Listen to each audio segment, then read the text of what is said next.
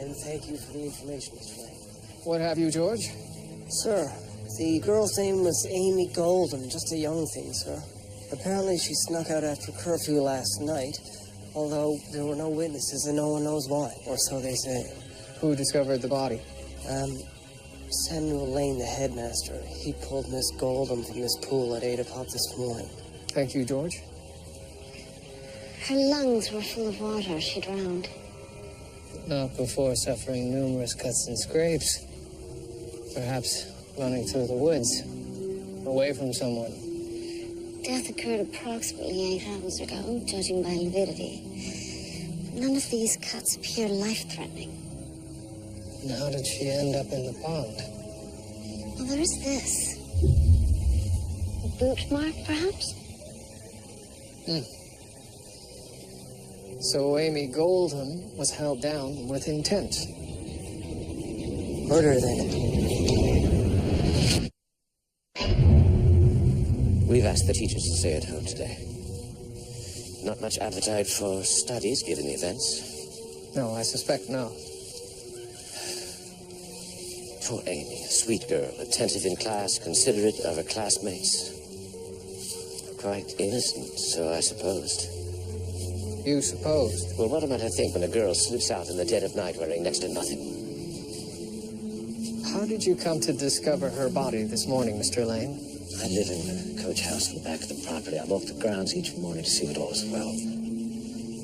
She was cold as stone. I pulled her from the water. I knew I was too late. Have her parents been notified?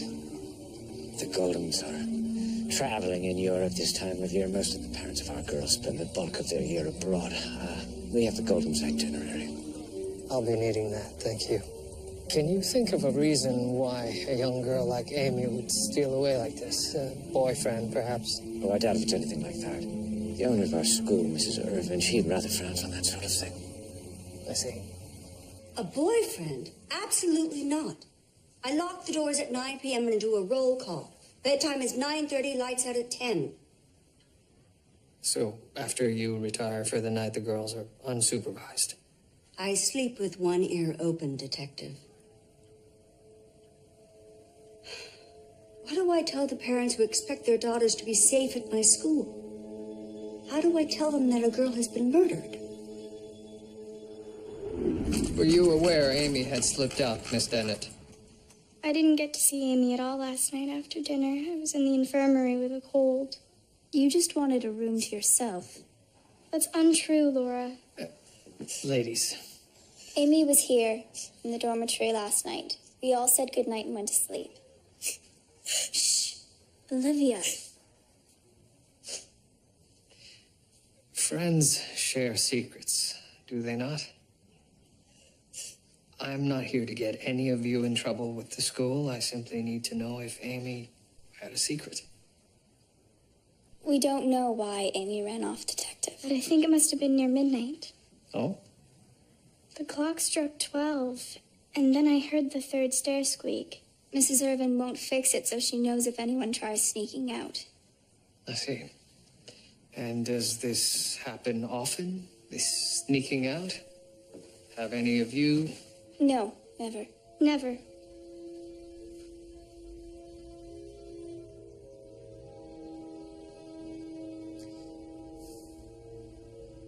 I see. Well, thank you very much, ladies. You're free to go.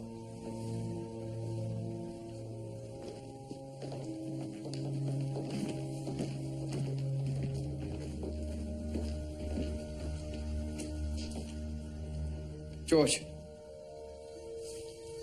help me with this bed.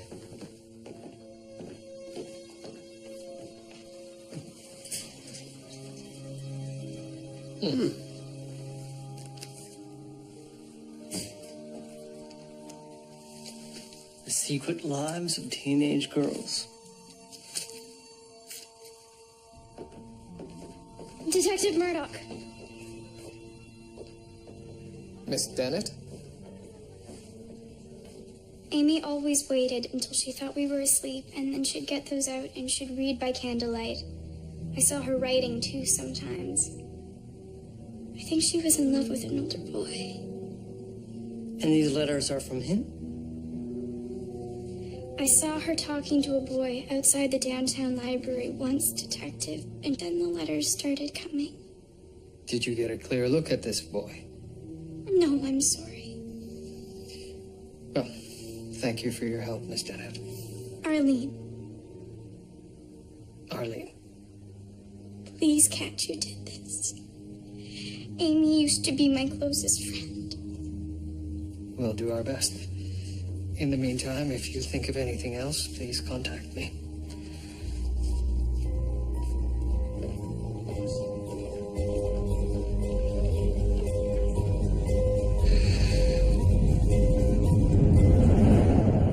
Hard to keep your lunch down reading tripe like this. What about this one? I feel your warmth flow through me, like blush to my cold blue lips. Bloody awful. Like rain to a desert, you bring me back to life. You are my breath itself.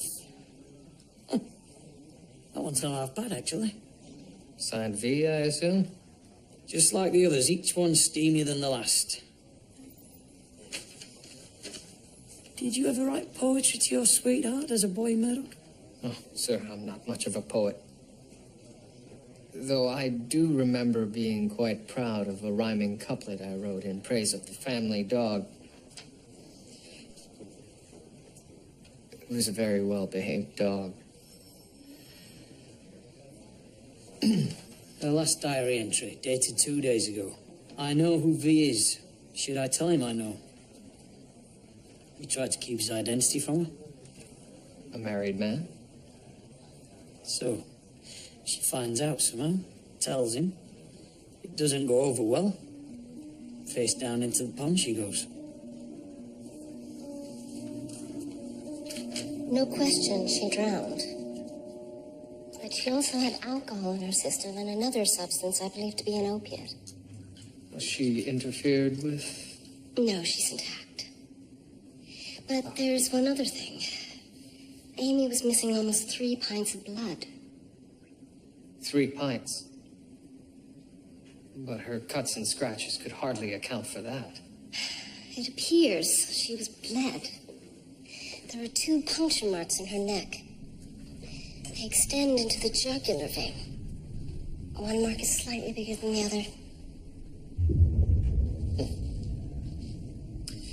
According to her writings, Amy would frequently leave the dormitory late at night to rendezvous with a man.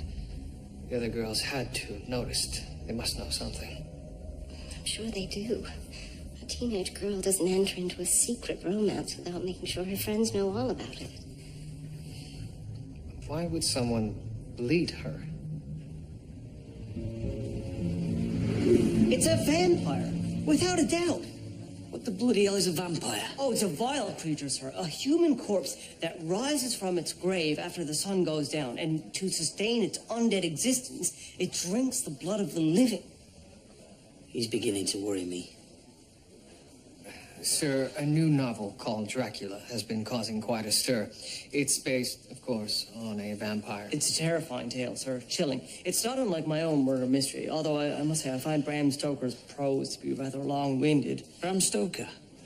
Bram Stoker, the manager of the Lyceum Theatre in London? That's the one. So a bloke who spends most of his time ironing actors' trousers writes a book, and therefore Amy Golden was killed by a vampire. Sir, why else would that poor girl be down 3 pints of blood with bite marks in her neck? George, I didn't say she had bite marks. I said that she had been bled. But, sirs, vampires have a mysterious power over women. In the novel, young girls flock to Dracula. They offer themselves up in a wild, erotic frenzy. And he, with his razor-sharp fangs, he bites their neck and drinks their blood. It's true! Werewolves, Martians, ghosts, now vampires. What next, Crabtree? Abominable snowmen? Sir, that is a fictitious creature. Dreamed up probably by somebody who has seen a Sasquatch. Now, my aunt Dowd... Looks like a schoolgirl.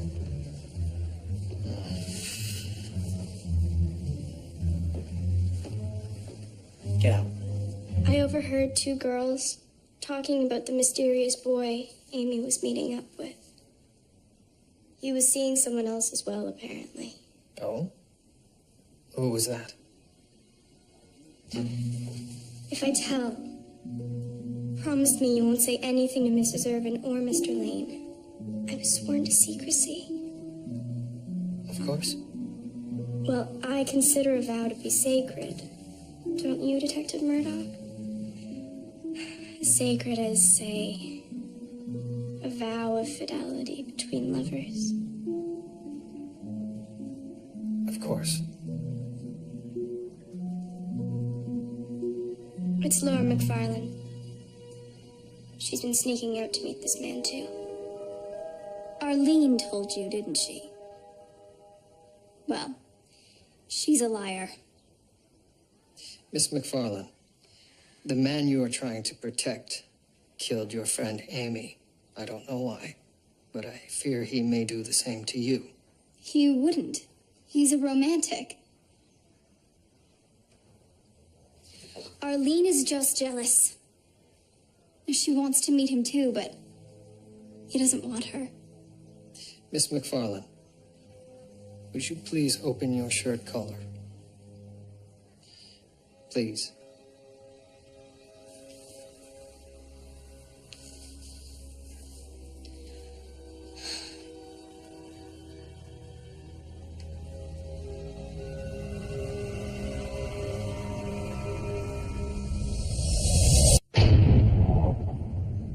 I'm not the only one. You mean besides Amy Golden? A young girl is dead. Who else here has been visiting this man? Olivia. Olivia Cornell. I see. Can you describe him? I'll try. He's beautiful. But I always remember him as if from a dream. I was hoping for a somewhat less poetic description. Is he short, tall? Does he have any distinguishing features? Yes. When he comes for me, he seems to glide on the air. I should run. I know I'm in danger.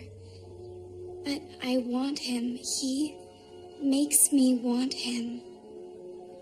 Where do you meet? In the cemetery. Near the school. Inside a mausoleum. Are these encounters arranged? He sends us letters. Little notes. We always meet at night. And what happens? He takes me in his arms. And I feel his sweet breath and lips against my neck. It's like a kiss. But more. I feel his teeth pressing into my neck. It stings. I lose all my strength. He sweeps me into his arms, and the next thing I know, I wake up on a bed of rose petals in the mausoleum. We are his chosen ones. Amy, Olivia, and I. But not Arlene. No. Arlene said she did meet him, but she was lying. It was pitiful. Arlene couldn't understand. He's chosen us for our beauty. And our blood. Your blood? Well, yes.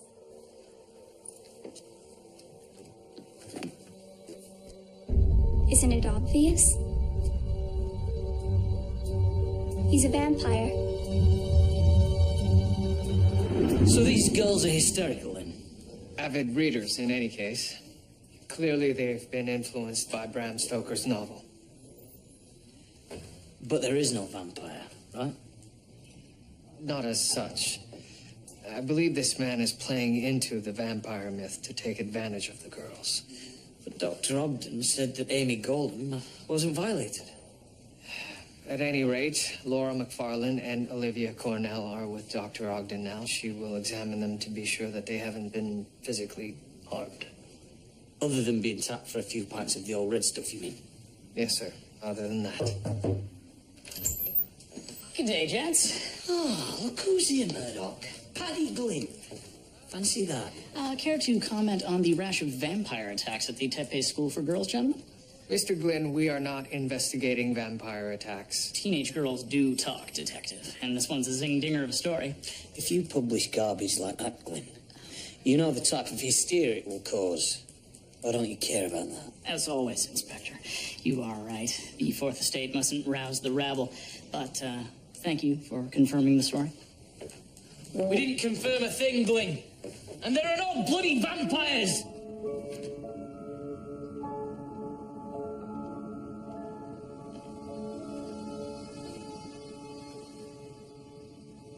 Hello, Julia. Don't do that. Well, it seems everyone is reading Dracula but me. Yes, well, it is a most compelling story. Indeed. Laura and Olivia were most anxious that I read it. Well, I've examined the girls, and they appear to have been spared any interference. So sexual assault wasn't the motive. I'd say not. What could possibly be motivating this man of theirs? And though the girls have all shed their tears over Amy Goldham's death, why do they continue to revel in the fact that they've been chosen by this vampire? Vampire represents something savage and forbidden. It demands their complete surrender and the life force in their warm blood. It's all fantasy, of course. Julia, these encounters are all violent. Do all women share this fantasy? You're missing the point, William.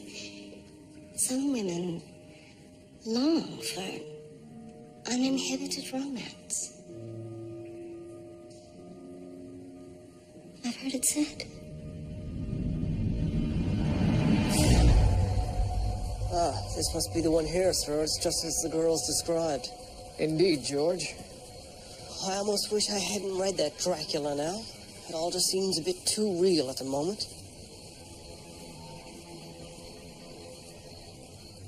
Away you go, George.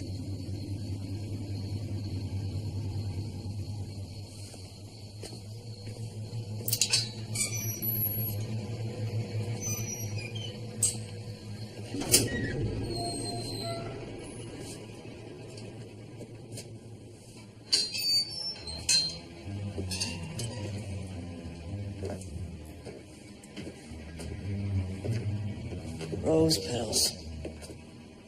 Just like the girl said. No obvious signs of blood. Well, sir, perhaps the vampire met the girls here, but bled them elsewhere.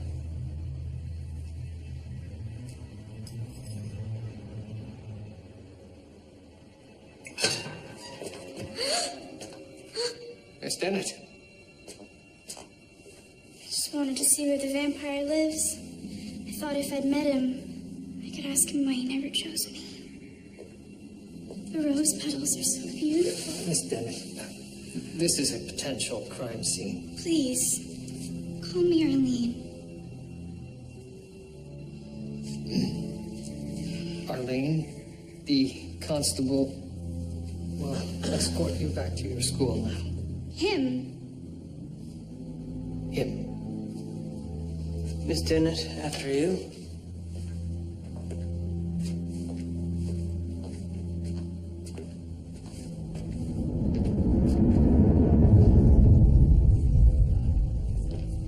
Murdoch, look at this. Glynn's got a whole city in a frenzy about vampires. Telephone lines at every station house are jammed up. And I hear there's been a run on garlic. Why is everyone suddenly buying garlic? It's been a while, Murdoch, but Paddy Glynn is looking good for the old black glove right about now. Sir, that was Mrs. Irvin on the phone. One of her students is missing. Her name is Dorothy Cornell, Olivia's younger sister. I did the second bed check at 11 p.m. and Dorothy was gone. That's her. Dorothy! Dorothy, what? George! Wake up Dr. Ogden. Sir. The telephone on the dormitory floor.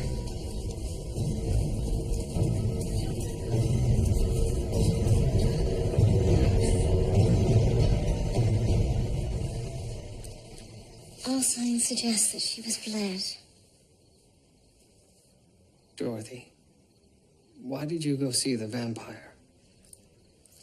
I found a note in one of my school books. He asked me to meet him at the mausoleum. What happened then? All the other girls said it was so romantic, but on my way to the mausoleum, somebody grabbed me. And it hurt.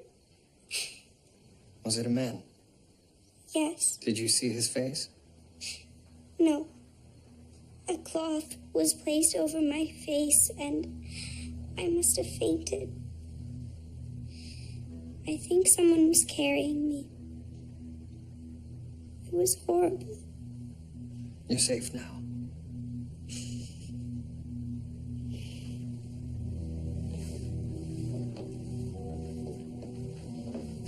This attack breaks the pattern.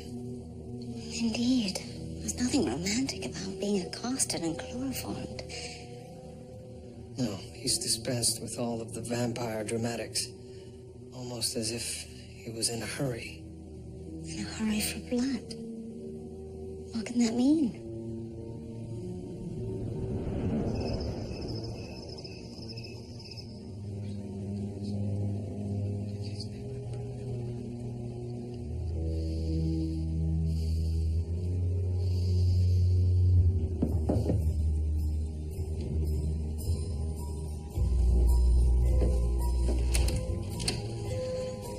Detective.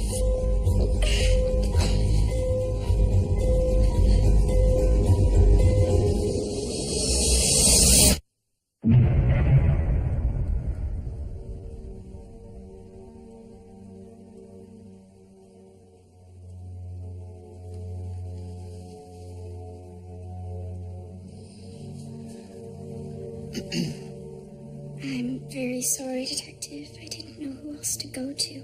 It's quite all right, Arlene. Why don't you tell me what happened?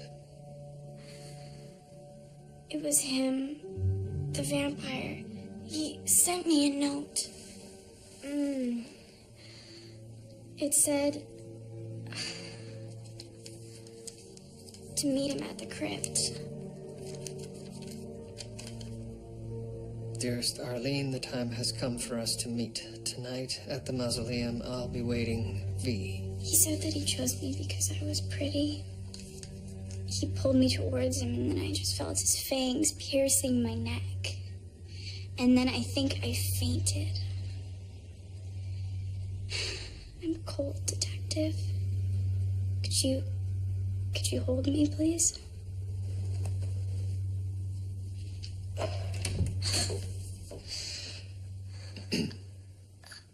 Your timing is impeccable, as usual, Doctor. I asked the doctor to come while you were resting. Doctor? I don't need a doctor. I just need to stay here for a while. Let me take your blood pressure.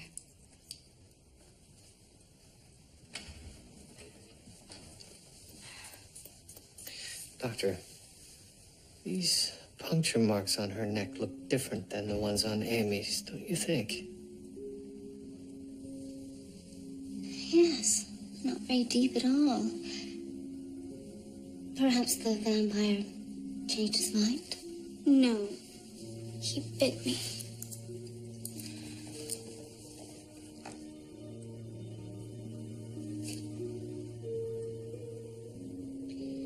Arlene, is it possible you pierced your own neck with this hairpin? And there was no vampire? Her pressure's normal. She's not been bled.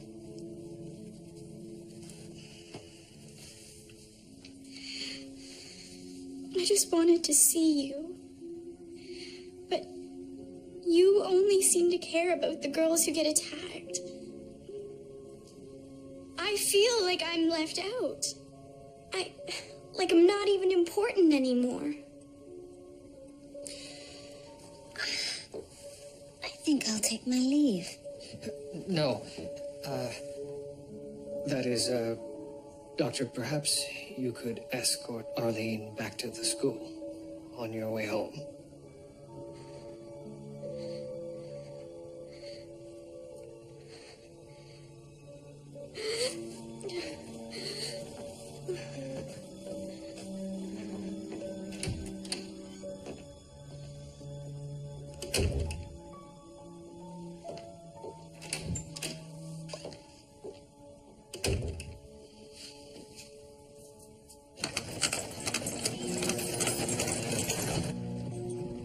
I feel like such a fool. I wouldn't worry. Detective Murdoch will soon forget all about it. He must have many women falling into his arms, so why would he pay any mind to me? I sometimes wonder if I will ever find true love. Have you found yours? Yes, I have.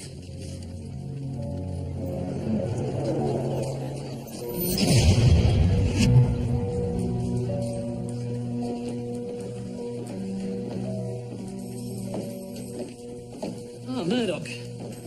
Between the lunatics who thought they saw vampires and the other lunatics who think they are vampires, the whole constabulary was out all last night working across the city. Were there any reports of actual vampire attacks? Actual vampire attacks? Vampire attacks, you say?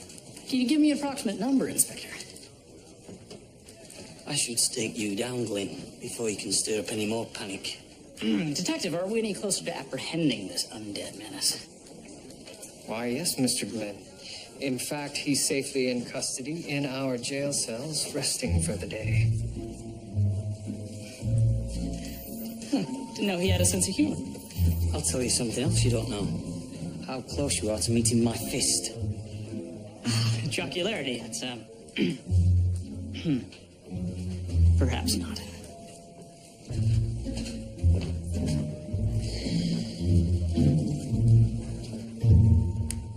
Sir, something interesting from Station 5's case files. There was an attempted sexual assault at the Tippett School for Girls 3 years ago. A young lady by the name of Gail Baxter, and they put a name to the suspect. Who was that? A young chap by the name of Daniel Irvin. Mrs. Irvin's son. I wasn't aware that she had a son. Apparently, Miss Baxter was chloroformed and awoke in a carriage with Daniel. And where is she now? She moved to England with her family. Daniel Irvin was never charged. I wonder why. He killed himself. The scandal proved too much for him. He was such a sensitive soul. I found Daniel hanging in his room the day that the police were to bring charges. He was innocent.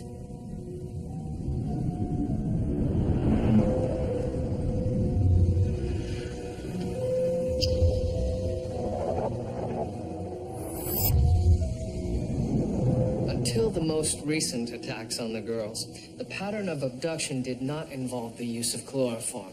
But last night's attack on Dorothy Cornell did. Like the one at the school 3 years ago. But the suspect, Daniel Irvin, is dead and buried. Yes, sir. I saw the death certificate. So what's the connection? Sirs, I believe I have solved the crime. The Tippish family left the vampire-infested hills of Moldavia in 1850 and moved to Canada.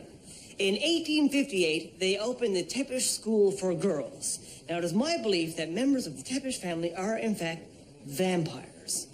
They have to move frequently to avoid rousing suspicion, and they changed their name. So that's why the Teppish family called their school the Teppish School for Girls. Right. Makes sense. Well, perhaps I don't have all the details worked out entirely, but the genius of it all is that the school provides them with an abundant source of fresh, young blood. George, have you any evidence of this? Yes, sirs, because the vampire attacks have not just happened this week and 3 years ago, but also nearly 40 years ago, 1859, various girls from the Tepish school were abducted and then released. Now, at the time, Alexander Tepish was suspected of the attacks. But, like his grandson Daniel, conveniently died before charges could ever be laid. Note the similarities between these two men.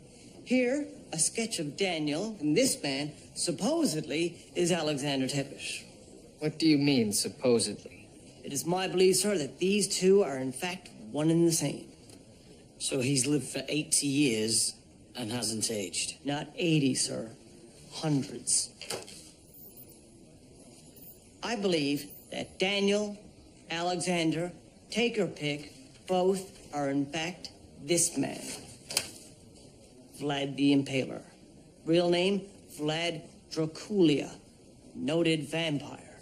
Again, notice the facial similarities. And, sirs, Tepish is Romanian for impaler. Just wrap it up, will you, Crabtree? Sir,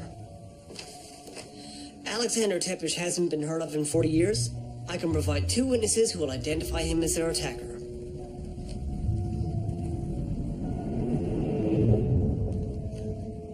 That's him. That's him. There is a way to prove my theory. There is still several hours of daylight left. If I'm correct, if Alexander Tepish and Daniel Irvin are in fact one and the same immortal creature, then one of their coffins will be empty, and the other will contain a sleeping vampire. We're not digging up graves. Well, we won't have to, sir. The coffins are in the Tepish family mausoleum. We've been there. I don't for 1 minute believe we're dealing with a vampire. But something is wrong here.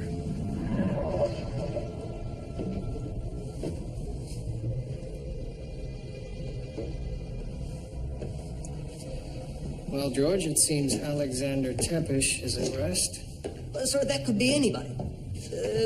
Probably one of his victims.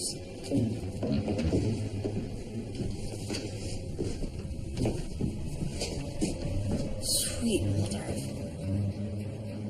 This was an animal. Is that a dog? Yes, George. And it's definitely not the remains of Daniel Irvin. I can't explain it. I don't know what happened. Your son is alive, isn't he, Mrs. Irvin? I was there. I held his lifeless body in my arms. Who else saw the body? My husband, God rest his soul. A doctor arrived, pronounced Daniel dead, and then the police came. There's no more to say. Was it an open casket funeral? It was not. Detective, someone desecrated my son's grave. How was his soul to be in peace? Could she be telling the truth? I don't believe she is, sir. I believe Mrs. Irvin helped Daniel stage his death to avoid prison. But why did all the girls identify the portrait of Alexander Tepish as their attacker? Family resemblance. Fine. How did the boy manage to stage his own death? Wasn't there a post-mortem? If the cause of death was obvious to the attending physician... No post-mortem required then. And if the doctor signed the death certificate, the police would have taken that as proof that Daniel was dead. Bloody lazy police work, if you ask me. Who signed the death certificate? Dr. Lucas Harwick. I have George looking for him now. It's proving difficult, sir. He was suspended from the Ontario College of Physicians and Surgeons in 1894. No one seems to know what he's done with himself since then. Why was he suspended?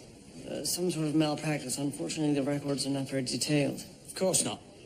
Doctors always protect each other. We know that. In any case, there's no record of any Lucas Harwick in city records. Could be he's moved on. Dr. Harwick, the name isn't familiar. What's your interest? I've reason to believe he's falsified a death certificate relating to this case. You mean to say that someone involved in the Tepish school case may be undead, so to speak? Yes, very good. Well, I'd be happy to ask around after this Harwick fella. Thank you, Doctor.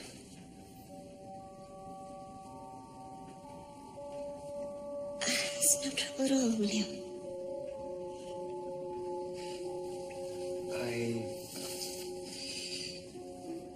Thank you.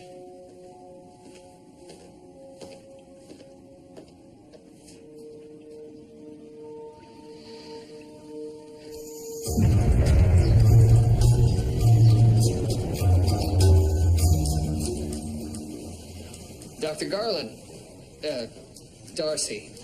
How are you? Julia told me last night you were looking for a Dr. Lucas Harwick. Yes, I am. Please come in.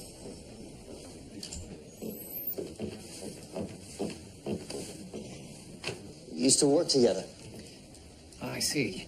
This was at Buffalo General Hospital. He was a visiting physician at the time, researching the immunological reaction in blood serum. But he had larger ideas. Such as? Harwick thought he had identified the flaws of the blood transfusion treatment. Turns out he was wrong. Oh? What happened?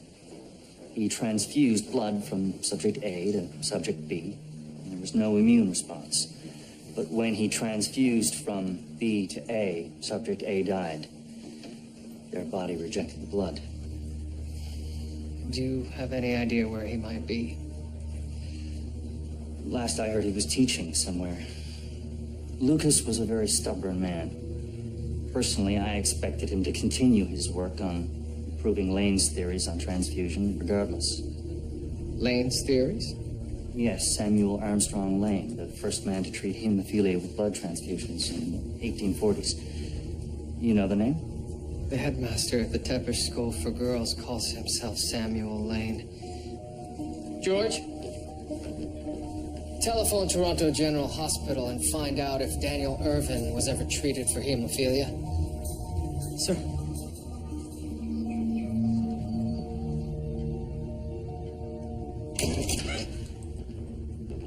Where are they? Who? Your son and Dr. Lucas Harwick, or Samuel Lane as he goes by these days. My son is dead. Your son is a hemophiliac. He and Dr. Harwick have been abducting girls at this school to tap them for transfusible blood. You helped your son stage his own death to avoid going to prison because you knew his disease would kill him. Where are they, ma'am? My son is dying. Dr. Harwick is his only hope. You mustn't interfere, please. Where are they? In the coach house.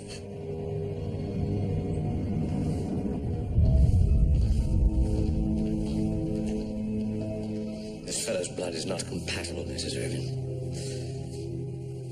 They know, Lucas. Dr. Harwick, where's Daniel?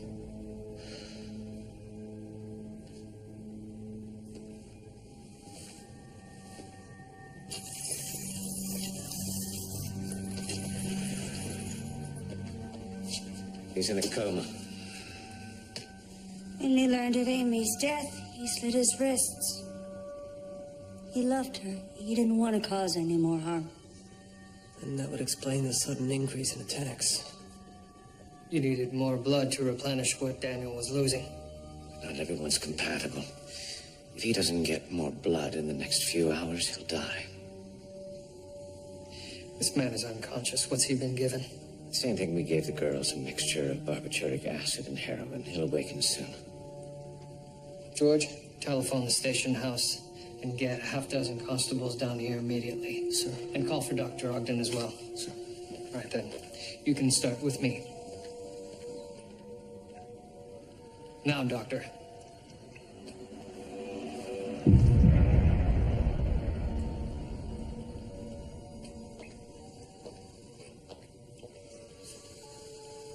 Do not take more than 1 pint, Dr. Harwick. You may test my blood next, if you please.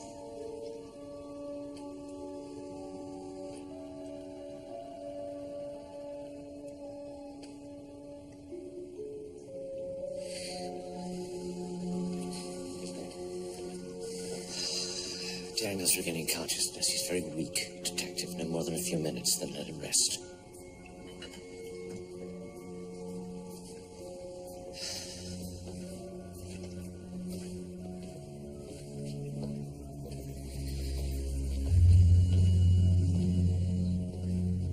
Daniel. I'm Detective Murdoch. I need to know what happened the night that Amy Goldham died. She woke up. Here.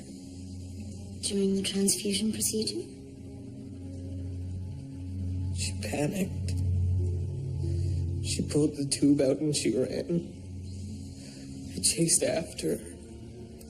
I had to explain. Where was Dr. Harwick? He was at the mausoleum, preparing it for me to bring Amy back. So you chased after her. Did you push her into the pond? She knelt by the water. She just fell in.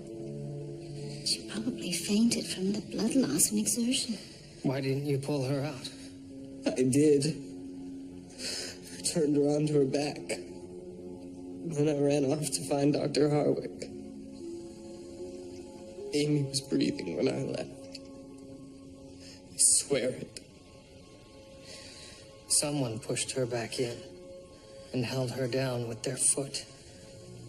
Who was it? Dr. Harwick? No. I found him here. I tried to tell him what happened to Amy. But I was so weak I just collapsed. He had to tend to me, or I would have died. Then who killed Amy? Your son didn't hold Amy under the water, and neither did Dr. Harwick. There was only one other person who would have felt threatened by what Amy had discovered, and that was you, wasn't it, Mrs. Irvin? Me? I didn't kill her. You had one very good reason. Daniel's survival. The truth of what Dr. Harwick had been doing could never come out. I would never, not even to save my son's life. You staged your son's death. You would go to any length to save him. You love your son. Before Amy, none of the girls ever suffered. I insisted on that. If Dr. Harwick hadn't agreed to my terms, I would have let my son die. But someone turned Amy back down into the water. If not you, if not Daniel or Dr. Harwick, then who? I can't imagine anybody who would wish that sweet girl harm. She was the most popular girl in the school. She was. But that wasn't always the case, was it?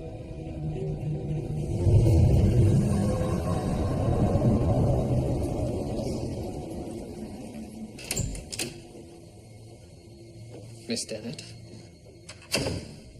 Hello, Detective.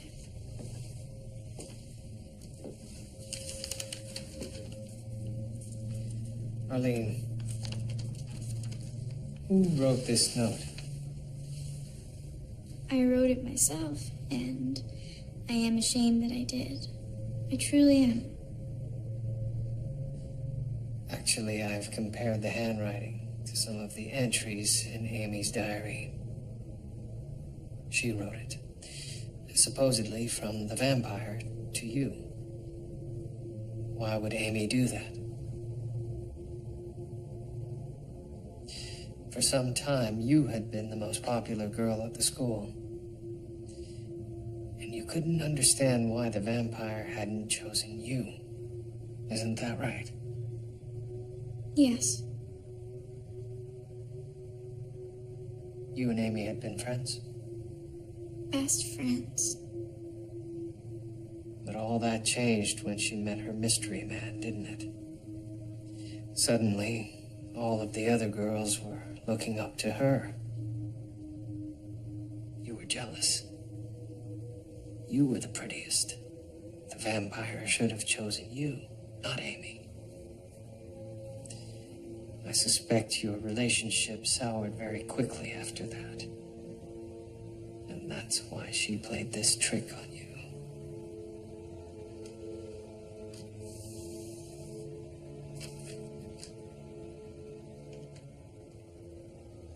I really thought that it was from him. I thought that he'd finally chosen me. So you went to meet the vampire, full of anticipation. But he wasn't there. And rather than admit this, you told everyone that you had met him. They already knew the truth, and you were humiliated. How could she do that to me? I would never have done that to her, ever. That's why you spent the night in the infirmary. You were planning to tell on Amy when she got back from her rendezvous, weren't you? But you were impatient. So you went outside. And that's when you saw Amy fall into the pond and Daniel pull her out and run off. Then you saw your chance to get back at Amy for humiliating you and becoming the new, most popular girl.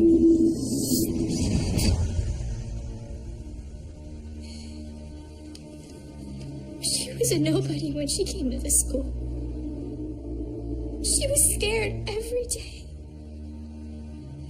I befriended her. I protected her. She was only popular because I was popular. How could she do that to me? I was the laughing stock of the entire school.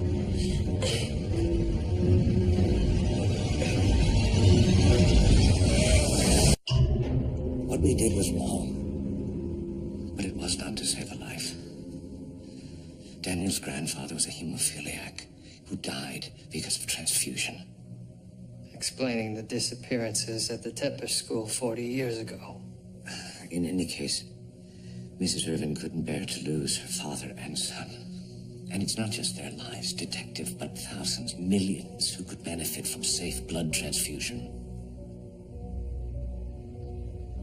I believe that will happen, Dr. Harwick. But you will be in prison when it does.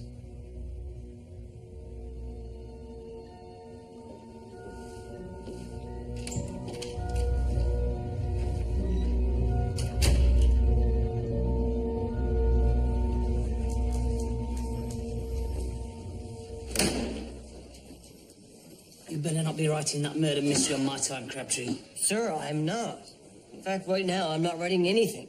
I've almost finished what is sure to be a thrilling climax, but now I can't think of an ending. I lie awake at night dreaming about the ending of your bloody story. Good night, Murdoch. Night, sir. Perhaps what you need is a surprise dramatic element, George. A twist, as it were. Twist. Where the villain isn't necessarily who we think it is, or some such.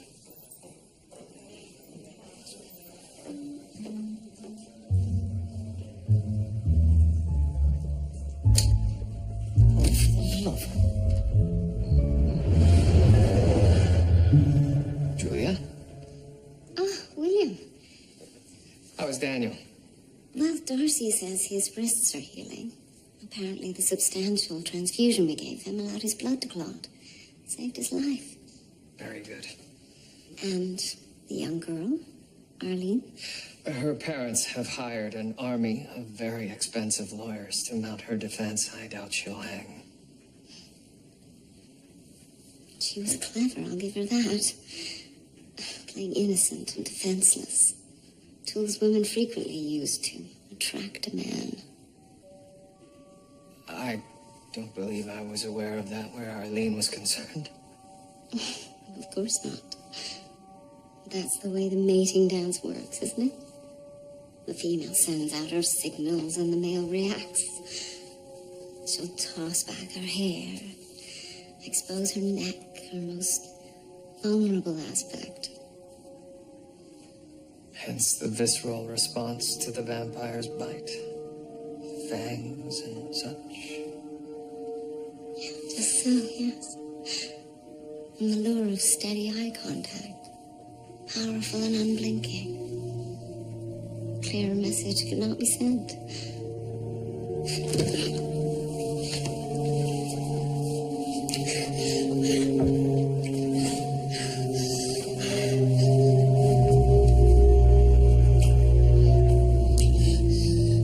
Julia. Mercy! Have you given it to the detective yet? I'm sorry? The invitation. Oh, my goodness. Yes. I almost forgot. William, here. It's the invitation to our wedding. Yes, of course. Thank you. Thank you both. I must be off.